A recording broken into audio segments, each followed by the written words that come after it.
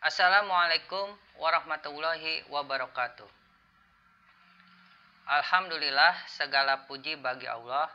Sholawat serta salam kita sampaikan kepada junjungan kita Nabi besar Nabi Muhammad Shallallahu Alaihi Wasallam.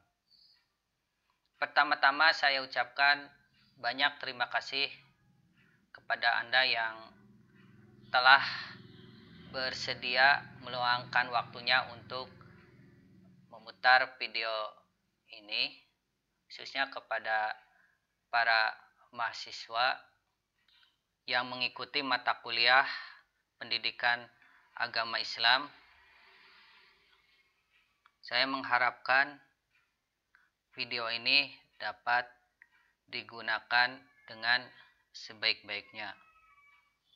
Semoga dengan adanya video ini dapat memberikan manfaat khususnya bagi para mahasiswa dalam rangka membina dirinya sebagai calon intelektual yang beriman dan bertakwa kepada Allah Subhanahu wa Ta'ala. Dalam kesempatan ini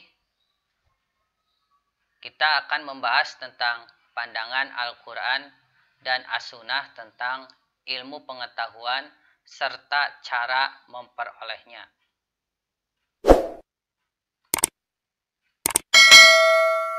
Selanjutnya kita bahas tentang pengertian Al-Quran. Al-Quran secara bahasa berasal dari kata qara'a yaqra'u qira'atan Qur'anan, yang artinya bacaan. Kata Al-Quran adalah masdar atau kata kerja yang dibendakan, yang bermakna maf'ul atau pasif, maqru'un, artinya yang dibaca.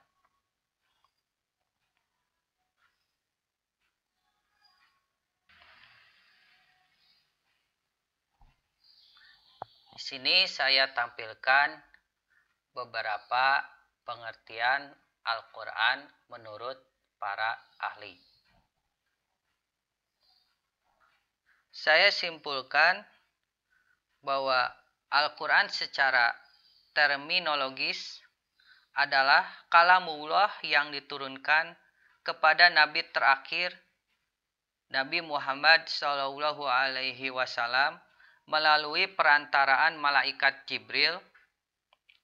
Al-Quran tertulis dalam mushaf dan sampai kepada manusia secara mutawatir. Membacanya bernilai ibadah. Diawali dengan surat Al-Fatihah dan ditutup dengan surat An-Nas.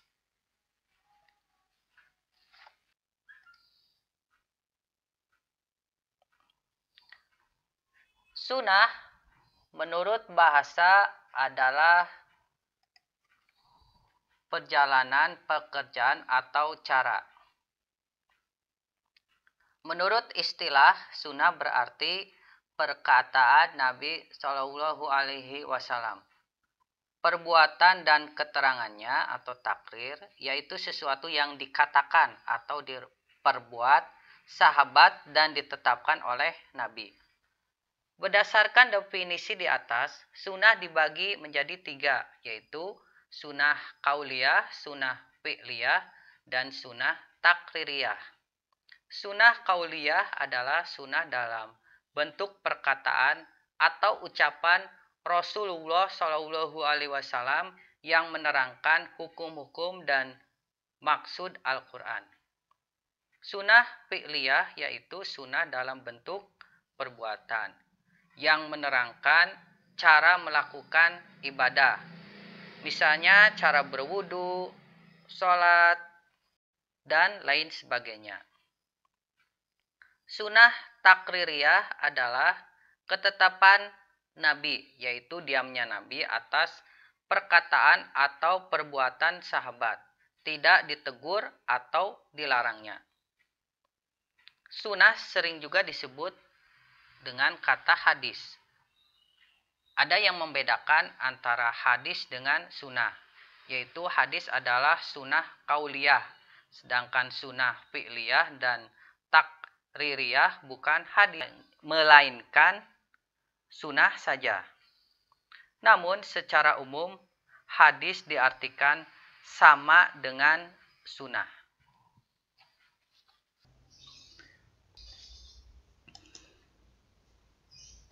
Selanjutnya kita bahas dulu apa pengertian dari ilmu. Ilmu adalah pengetahuan yang sudah diklasifikasikan, diorganisasi, disistemasi,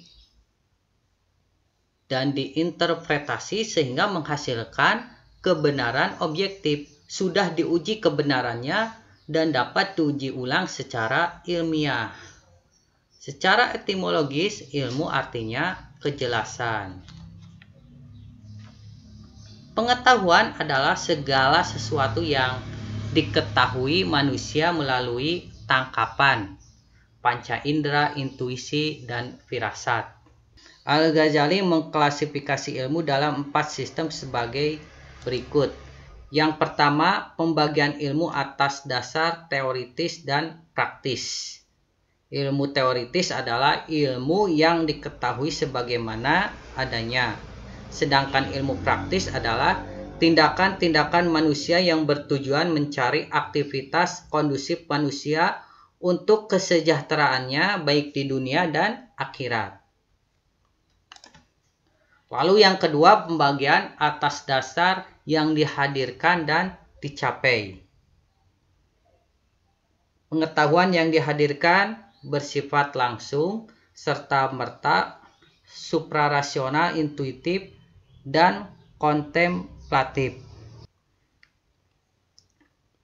Selanjutnya ada pengetahuan yang dicapai atau pengetahuan diperoleh bersifat langsung, rasional, logis, dan diskursif.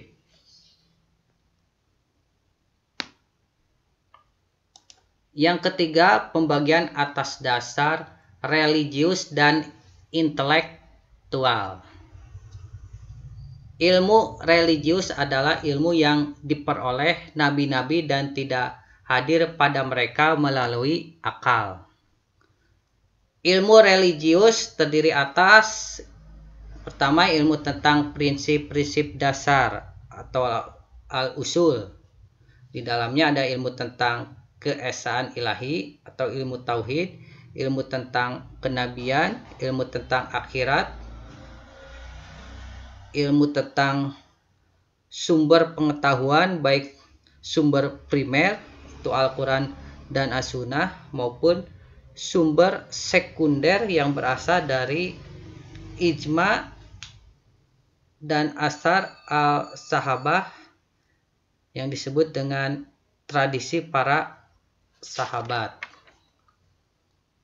Kedua adalah ilmu tentang cabang-cabang atau puru atau prinsip-prinsip turunan dari ilmu religius. Ilmu tentang kewajiban manusia kepada Tuhan, ilmu tentang ibadah, ilmu tentang kewajiban manusia kepada masyarakat, dan ilmu tentang kewajiban manusia kepada jiwanya sendiri. Itu ilmu yang membahas tentang kualitas moral. Lalu ilmu intelektual itu bisa ilmu matematika, logika, fisika, atau ilmu-ilmu tentang wujud di luar alam atau metafisika.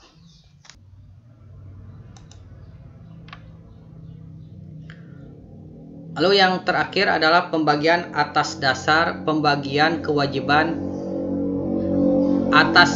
kewajiban individu dan kewajiban umat. Yang pertama, ilmu fardu ain adalah ilmu-ilmu tentang ibadah atau praktek kebaktian dan kewajiban manusia kepada masyarakat. Jadi ilmu-ilmu tersebut harus dimiliki oleh setiap muslim, karena pengetahuannya menjadi syarat pelaksanaan sahnya suatu perbuatan. Lalu ada ilmu-ilmu fardu kifayah, maksudnya adalah ilmu tentang sumber-sumber pengetahuan religius, ilmu tentang jurisprudensi, serta ilmu-ilmu intelektual. Ilmu-ilmu tersebut memerlukan keahlian dan tidak setiap orang diharuskan menjadi ahli. Cukup sebagian saja, yang lain dapat meminta pandangan dari ahli tersebut.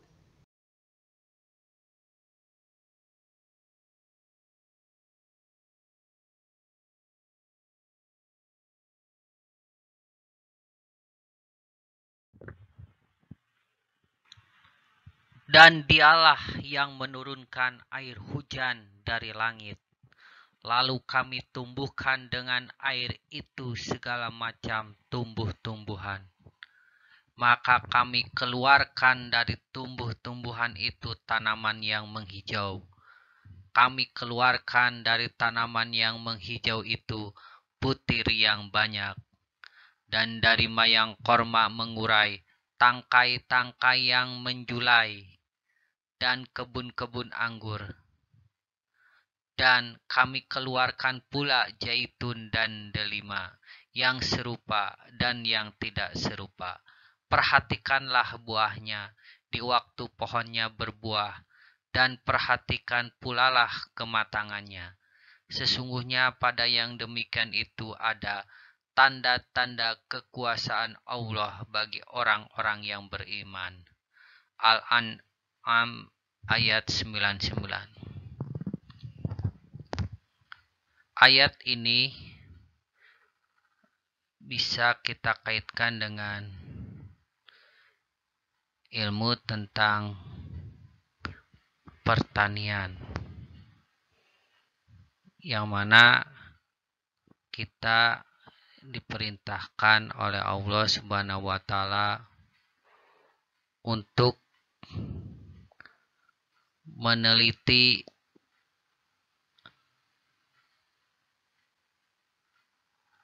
tumbuh-tumbuhan yang ada di sekitar kita.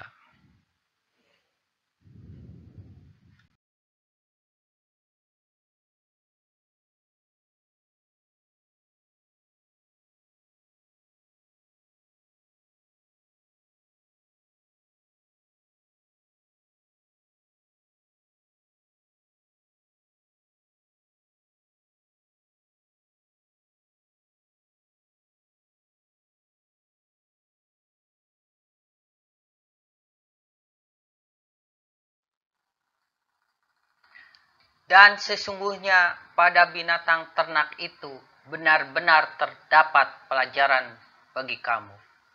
Kami memberimu minum daripada apa yang berada dalam perutnya, berupa susu yang bersih antara tai dan darah, yang mudah ditelan bagi orang-orang yang meminumnya. Quran Surat An-Nahl ayat 66.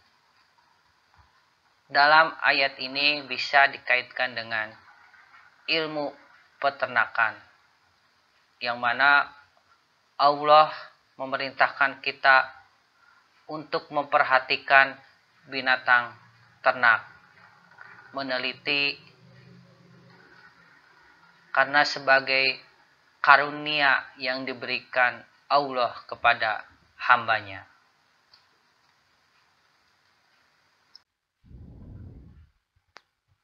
Di sini saya perlihatkan hadis tentang mencari ilmu yang diriwayatkan oleh Ibnu Majah. Mencari ilmu itu adalah wajib bagi setiap muslim.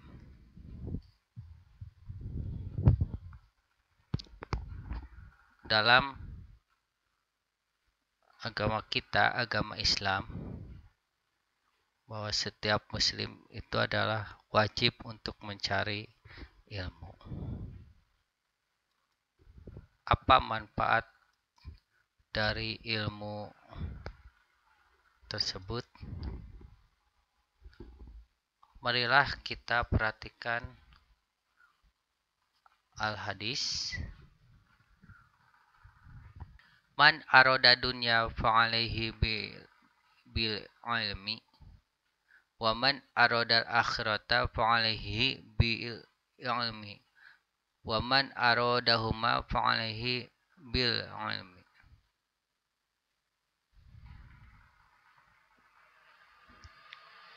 Ini adalah salah satu hadis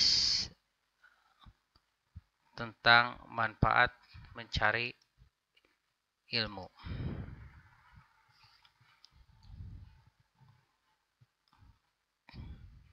Terjemahan dari hadis tersebut yaitu barang siapa yang menginginkan soal-soal yang berhubungan dengan dunia, wajiblah ia memiliki ilmunya. Dan barang siapa yang ingin selamat dan berbahagia di akhirat, wajiblah ia mengetahui ilmunya pula. Dan barang siapa yang menginginkan kedua-duanya, wajiblah ia memiliki ilmu kedua-duanya pula. Hadis riwayat Bukhari dan Muslim. Dari penjelasan tadi jelas bahwa Islam tidak memisahkan antara ilmu agama dan ilmu pengetahuan umum. Jadi keduanya merupakan bagian dari Islam yang harus dikuasai oleh umat Islam dalam rangka memerankan dirinya sebagai khalifah Allah di muka bumi.